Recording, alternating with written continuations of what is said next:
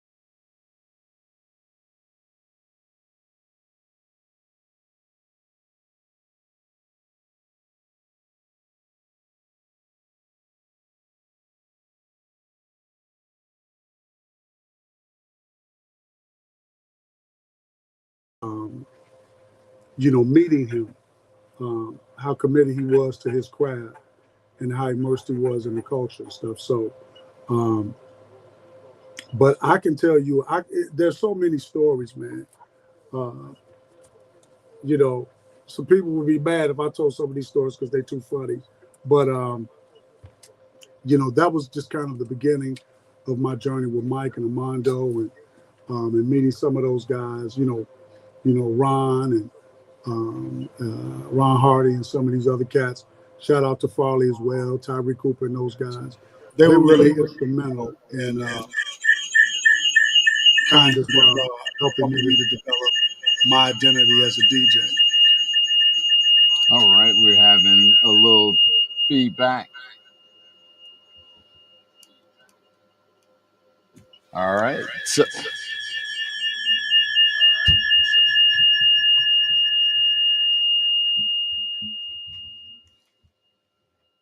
you should be good to go now. Okay.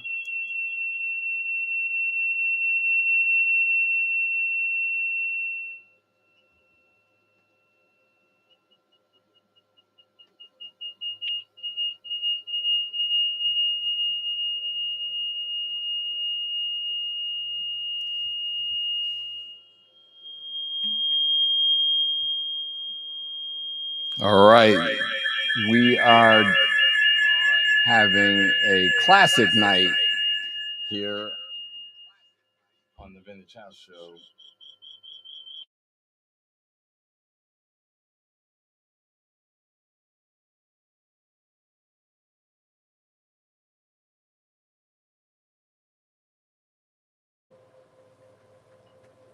There you go.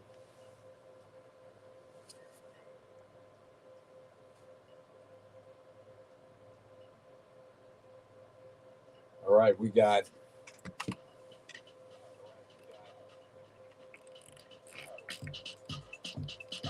should be hearing 100% of Disson.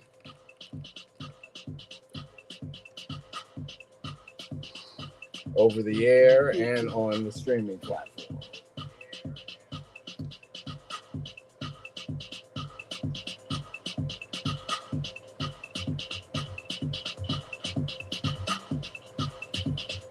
All right.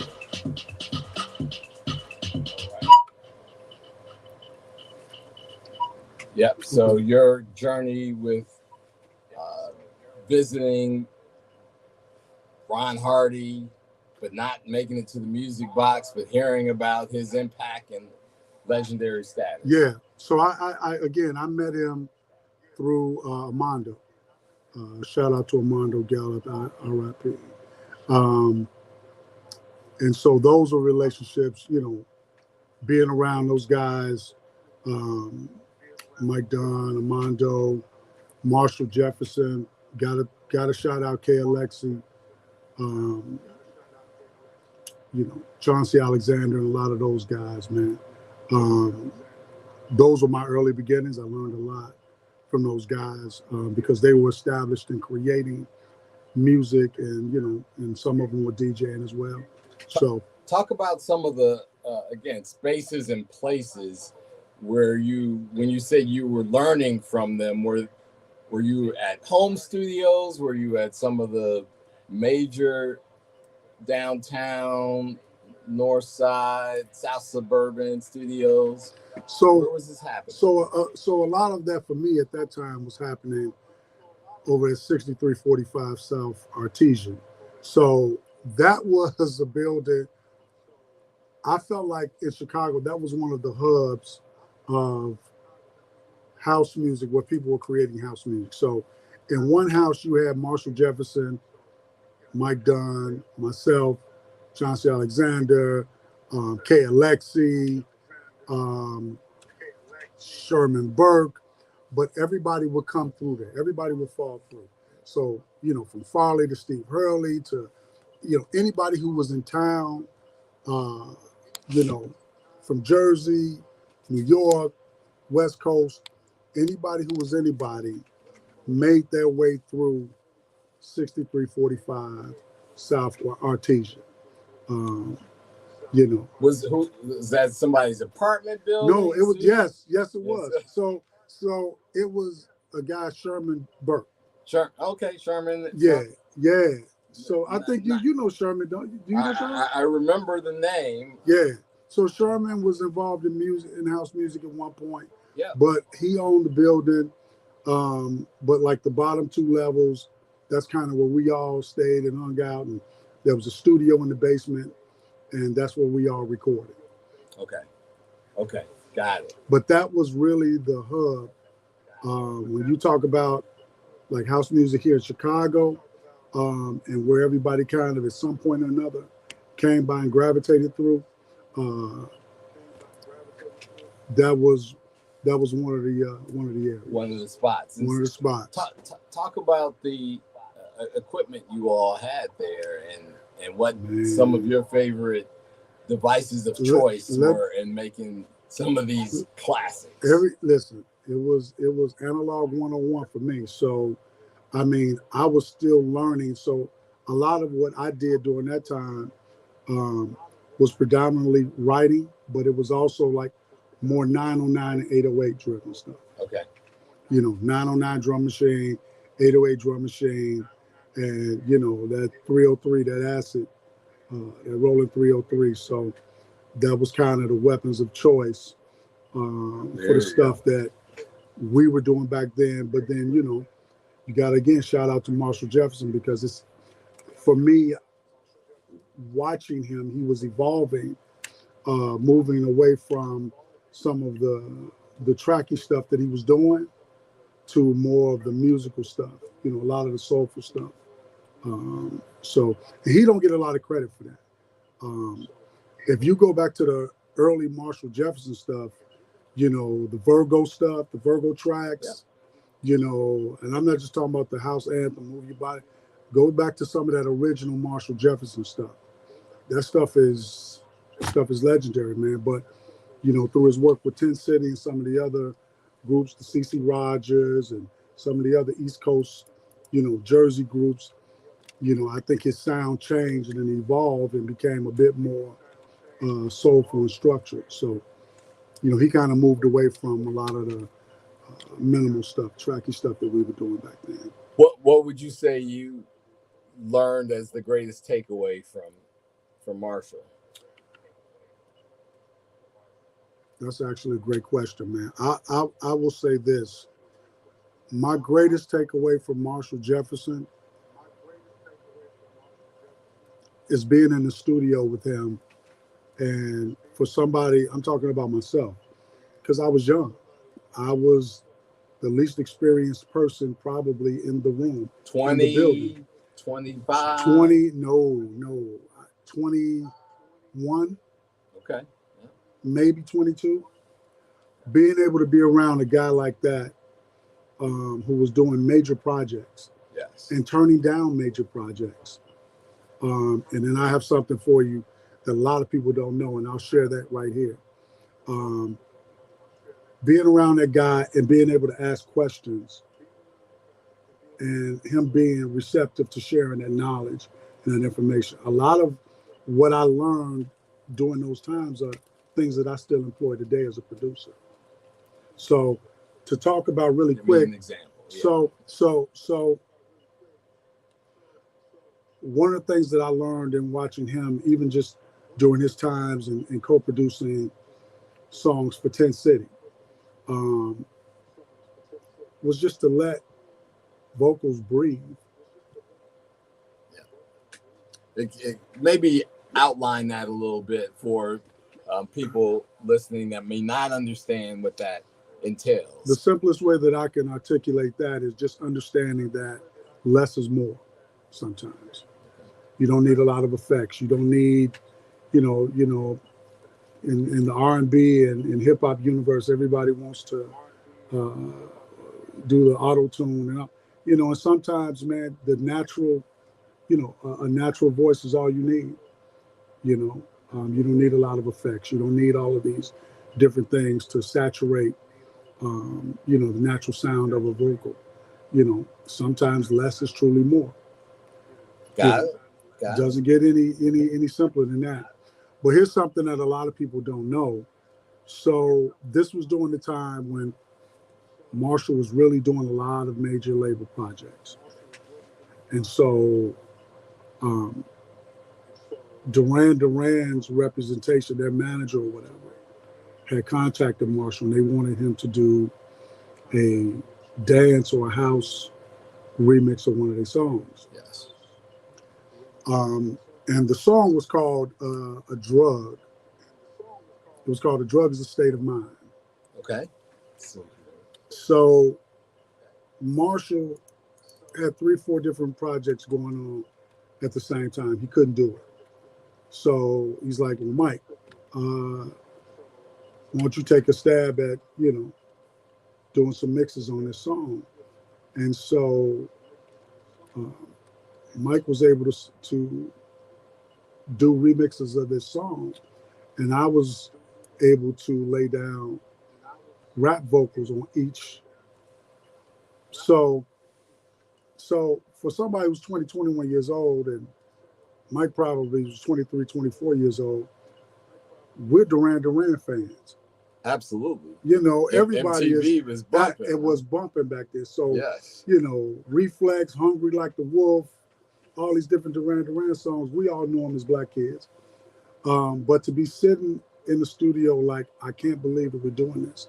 And then one day to look back, and I think it was Andy Taylor from Duran Duran is like sitting in the cut and just kind of watching us work. And I'm just like, I can't believe that's dude from Duran Duran back there. Mike, do you see him? That's dude. Mike, like, I see him, G. I see him. Don't look back. Don't look back there. I'm like, all right, I ain't gonna look back. That's dude from Reflex. The dude who sang on that's Andy Taylor, man. West Simon LeBron. So just scenarios like that, were really instrumental in my development. Experiences like that.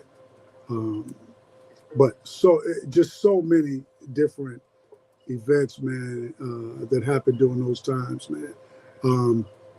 I'll take them with me wherever I go. Still do. Well, thank you for sharing those stories here on the Vintage House Show. I heard a lot about Marshall Jefferson's influence on your career.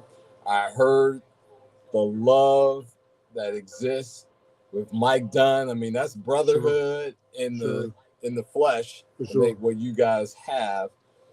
But you've carved out a pretty good niche yourself with those strong foundations in place. Yeah. Talk about why maybe as an artist there's not the recognition, the household name level recognition for Gershon Jackson when your touch is a Midas touch, my man. Well, thank you. I'll simply say this. I think that if you're in different parts of the world, certainly people are familiar with, the name Gershon Jackson, the different, I've had several records that have been from territory to territory, or from country to country, are considered classics. Absolutely. And I'm thankful. But I'm also very cognizant of the fact that here in America, here in Chicago, in your backyard, man, it's isn't it always like that? That you don't necessarily get the love sometimes or the support from people in your own backyard, and that's okay, because a lot of what we do nowadays is, we talk about the brand and creating your brand and developing a brand, but at the end of the day, a lot of that is self-serving, in my mind. I'm very comfortable sitting in a space of anonymity. I'm very comfortable with myself. I know who I am. I know my skill sets. I know what I've been very fortunate to do. And so my focus is just on the music and just creating good music. And if people enjoy it, that's great, man. And if it doesn't get the notoriety and so on and so forth that it should, that's okay too. But if that's what I'm looking for, if I'm looking for notoriety, if I'm looking for cool points, if I'm looking for people to pat me on the back, if I'm looking for people to tell me and say, oh, you're a legend or you're great, then am I really doing it for the music? Am I really vested in the culture? So that's really what the focus should be. My focus has always been, how can I get better? How can I be exceptional at this craft? And how can I do my part in moving our culture forward? I really love and appreciate that. And what the reason that you're here is because I have mad respect for you. Particularly, it was the thing that I fanboyed on was the rap on it wasn't Duran Duran, but was it 10 City? 10 City, yes. It was Midnight. Midnight. Yeah, the Midnight. Every time, well, earlier on when I would see you, I would be like, man, that rap was, and it's not like a hip house kind of affair. This thing was like a jazz infused rap delivery on 10 Cities Midnight. And I think that was the No House Big Enough album, I think. Yes, it was the No House Big Enough, because they were on Columbia, I think. And I was doing a little bit of PR for them around that time, and the listening party, I don't know if they hit midnight, but when I went home and listened to the whole album, I was like, this is a monster. I appreciate that, man. You know what? I shout out to 10 City, shout out to Byron Stingily, man. That's another cat. When people ask me about, my acumen as a businessman, yes, as a label owner and all these other different spaces, got to give, Byron Stingily his due. I was able to really grow being a part of their production company. Yeah, man. So always, got to give respect where respect due. Shout out to Herb and Lil Byron as well, but certainly, to our brother Byron. Byron is exceptional, man. He's exceptional. There's no doubt. And in fact, one of your last appearances here on the Vintage House Show, you were kind of sitting back in the cut, like you were describing Andy Taylor. Yeah. I'm like, is that Gershon Jackson? Yeah, man. It's funny. I do want to share the story because it's personal to me. This isn't just a guy that has, creative abilities in the studio on the keys with the pen, but he's a human being able to recognize a lot in people, right? And so we first met. I was a IT computer contractor, and you were I was a property manager. I think at that time I was like a regional property manager for HUD or for someone. I think it was an agency on the west side of Chicago. It was a not-for-profit, I believe. Yes. People's Reinvestment and Development Effort. Yes. You have an excellent memory. Shout out to Tammy Gear, Western Illinois University, and just a beautiful spirit. So I remember, the short and dirty version of that, I remember we had some serious networking issues and challenges, connectivity issues. And so my superior, who was the executive director, was like, well, hey, can you call those guys from the Urban Technologies? You think we can get them out here? Company, yeah. And I said, I'll call them. I've been trying to call, and they haven't gotten back to me. So finally, you hit back. And I was like, hey, Mr. McFall, we got some challenges here, man. Is there any way you can come out? And you were like, well, man, I'll try. I probably won't be able to get out until sometime later in the day. I'm like, that's not going to work. It's not going to help us because we can't function. So you're like, I'll tell you what, try this, this, and this, and then shut everything down for about 10, 15 minutes, then power back on and see how that goes. And I'm going to try to get out there later. or call me back. And I did exactly what you said, and it worked. Yeah. I didn't expect you to come out. And I looked up about 20 minutes later, you walking through, but you just had a different energy about you. You looked worn. You looked worn down. Yeah. And so, it was just something in my spirit, like, man, let me see if, and I remember I was like, man, can I show you something? And we walked outside. I was like, hey, man, there's nothing to show you. Are you okay? I'm just not trying to get in your business, but you just don't seem yourself. You usually have a lot of energy, but you just seem like, you were going through some things, and whatever it is, man, it's going to work out, man. Just, hey, man, just let the Supreme do what he do, and it'll work out. And, and I just kind of left it at that, but fast forward, yeah. 20 plus years later, I appreciate you're it. blessed, you're healthy, your daughter's doing exceptionally well, your family's doing well, condolences on little sis. I appreciate But that as well. yeah, man, but I've always felt like you were one of the, and people use this term gatekeeper as this, it usually has a negative connotation. Oh, well, this person's a gatekeeper, but you're one of the gatekeepers of our community. And, in my mind, a gatekeeper is somebody who vets what's legitimate and what's not legitimate. And sets things right if things need to be set right. And so I think you do a really good job of that. Certainly, this show is definitely a staple in our culture. And so I'm just, keep doing what you're doing, man. And I hope that the show can be around for a long time.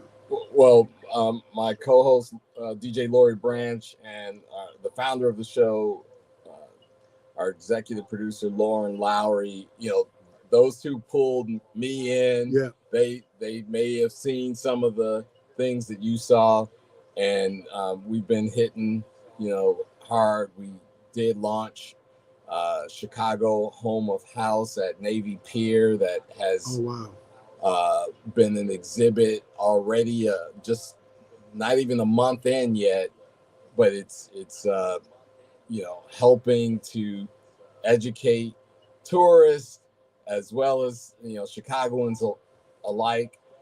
We've got work to do. We're not claiming that it is the perfect timeline of the history, and so for those who want to contribute to that history, it's chicagohomeofhouse.info, and you can go and submit additional storylines and milestones about that exhibit. Nice. And so I'm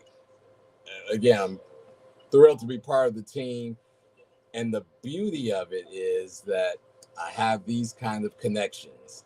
Gershon Jackson, we had a moment where his humanity, poured into my humanity, and for that I appreciate.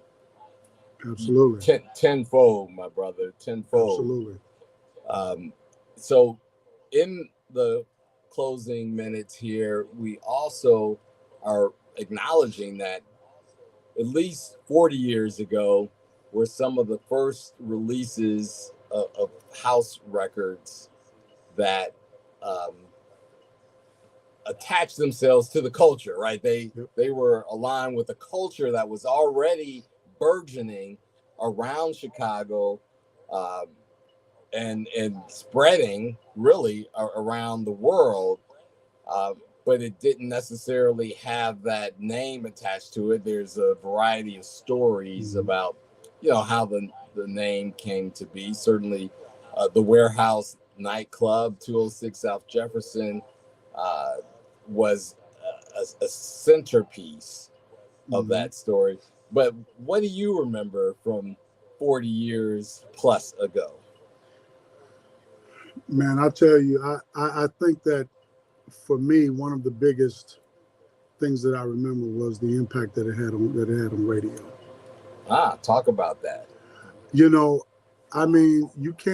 I don't know that you can talk about the origins of house music and 40 years of house without talking about some of these guys. That you can't do that without talking about a Farley, or without a Steve Hurley, or you can't do it. And you can't. You got to talk about some of these guys that played at BMX, on BMX and on GCI, and how they use that platform to really create a subculture within our culture. And so, whether you were in the freestyle or not in the freestyle, or in the what we call deep house back then, which was more disco stuff, or not, or some of the newer stuff, you have to respect and appreciate the people who help to push it forward. I got a question to interject in there, because what we see and do now as the craft of DJing is certainly different from those radio pioneers. The hot mix. Can you talk a little bit about where did the hot mix go and why, in your opinion, in a short few minutes? Just really quick, that's one of those things, Kevin, man, where I don't know if there's any correct answer. But I think part of that, I think that just was a culture within house music here, especially, where DJs looked at that style of mixing like they didn't really look at it like it was really authentic to them or relative to them. And so, like, even now, like, more people are going with the last, rotary mixers have been around for a while, for a long time. Yeah, long time. I mean, Studio 54 had rotary mixers. Yeah, so, but you can't. But with the style of hot mixing, you can't use a rotary. You can't do that. No. And so I just think that part of it is preference. I think that just like all things, times change. Preferences change. Styles of mixing have changed. As a dancer, the way you want to hear a record. Yes. The way you wanted to hear that record in 1985 is a lot different than it is in 2024. That's a profound, perspective. So I think a lot of it is perspective.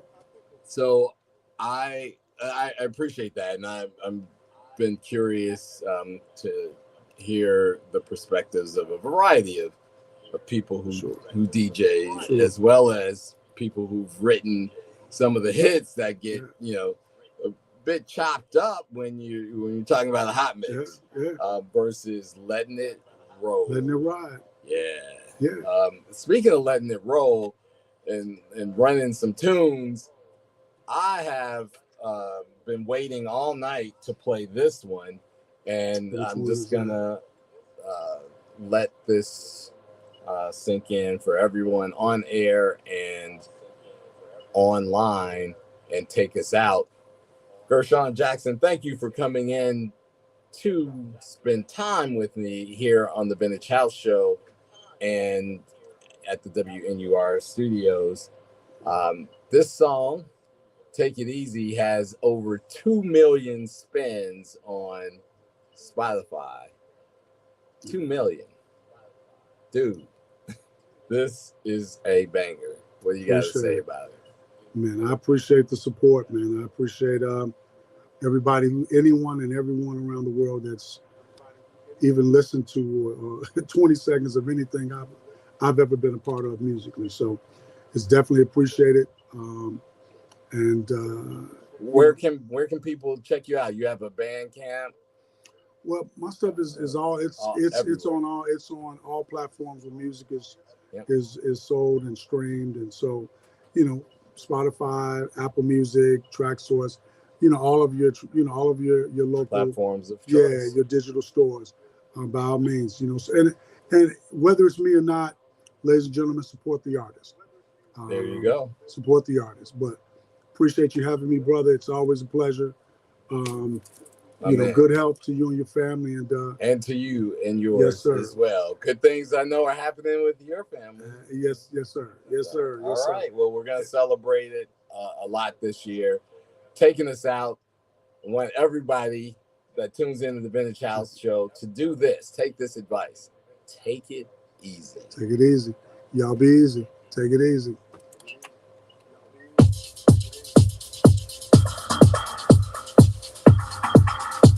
All right, we got to get out of here because the 11 o'clock team is in.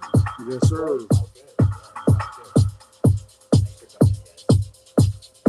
Yes, sir. You didn't know that I did this? I knew. Oh, okay. I was like, yeah, really? But a lot of people, you know, they don't give you they don't attach it to you.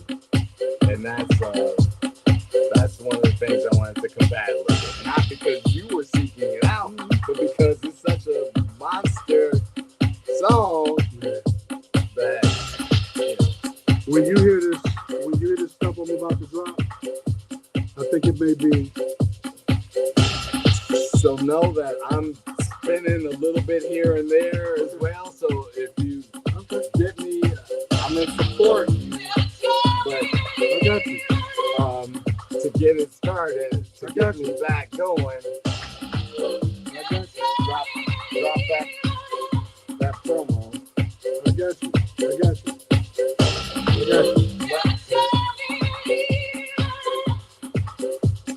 Ooh, are we still live? We still streaming live?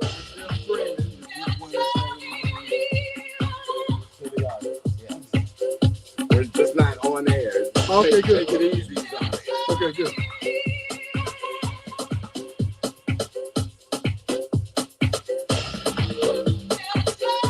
Let me know when you want me to bring it down. And you go, hey, I'm not going to let it play out. Well, I'm better than any guy going, you know.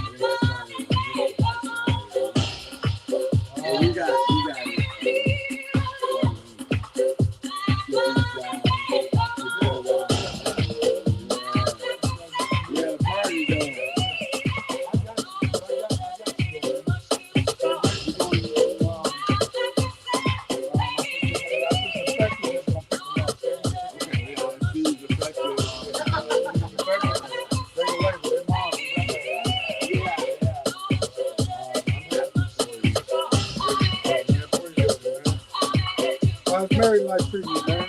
Good. You know,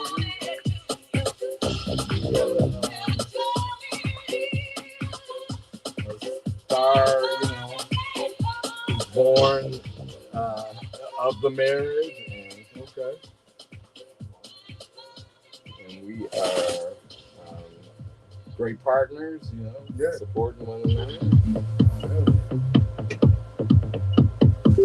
So the comments I missed, I don't know how I missed. There's a whole bunch of them on there. But thanks again, everyone. We had a lot of international. Because, like you said, you are an international superstar.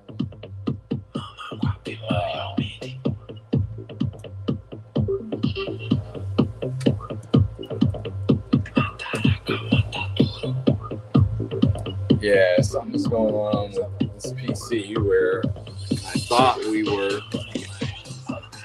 That's usually the master console. But, let's get this snapshot, screenshot. Stop running the camera.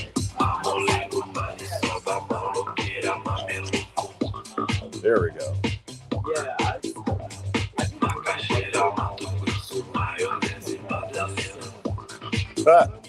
I'm having a goofy night tonight. Take your time. Okay, here we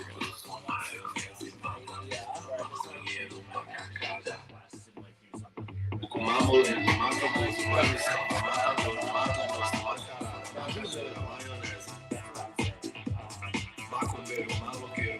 Okay, got Gershon. Now let's see if we can get the two of us. Oh, really? Somebody was like, "Oh, this sounds great." And I was like, All right. Got it. Thanks for tuning in, you all. Peace.